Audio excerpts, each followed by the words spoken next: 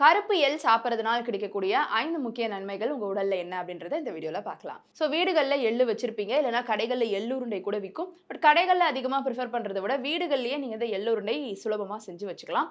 So எள்ளு வச்சு நீங்க வேற மாதிரியான ஏதாவது உணவு தெரிஞ்சாலுமேவும் நீங்க சமைச்சு சாப்பிடுங்க. இந்த கருப்பு எள்ளுல அவ்வளவு நன்மைகள் இருக்கு. முக்கியமா அதிக புரதம், கொழுப்புச்சத்து, நார்ச்சத்து, வைட்டமின்ஸ் மாதிரியான சத்துக்கள் இருக்கு.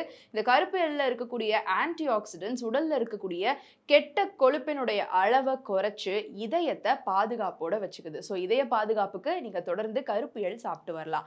நம்பர் 2, கருப்பு எள் விதைகள்ல கால்சியம் அதிகமா இருக்கிற காரணத்தினால இது எலும்புகளுக்கு பலத்தை கொடுக்குது அப்படின்னும் சொல்லப்படுது. ஸோ எலும்புகளுடைய ஸ்ட்ரென்த்துக்கு கருப்பு எள் ரொம்ப நல்லது.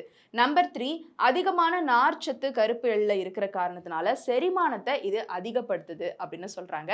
அண்ட் நம்பர் 4, கருப்பு எள் விதைகள்ல ஆக்சிஜனேற்றம் அதிகமா இருக்கிற காரணத்தினால நம்மளுடைய சருமத்தை நல்லாவே பாதுகாக்கும் அப்படின்னு சொல்றாங்க.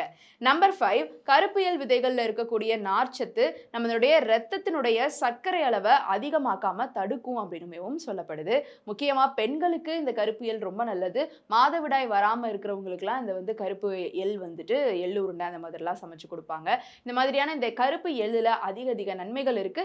ஏதாவது மருந்து மாத்திரை சாப்பிட்டு இருக்கீங்க அப்படின்னா டாக்டர் கிட்ட கன்சல்ட் பண்ணிட்டு நீங்க கருப்பு எள்ள சாப்பிடலாம். இதுல இவ்வளவு பெனிஃபிட்ஸ் இருக்கு. எந்த ஒரு ப்ராப்ளமும் இல்லாதவங்க நீங்க தொடர்ந்து சாப்பிட்டு வரலாம். இந்த வீடியோ உங்களுக்கு பயனுள்ளதா இருந்ததா அப்படின்ற உங்களுடைய கருத்துக்களை கீழே வந்து கமெண்ட் பாக்ஸ்ல ரியா கூட ஷேர் பண்ணலாம்.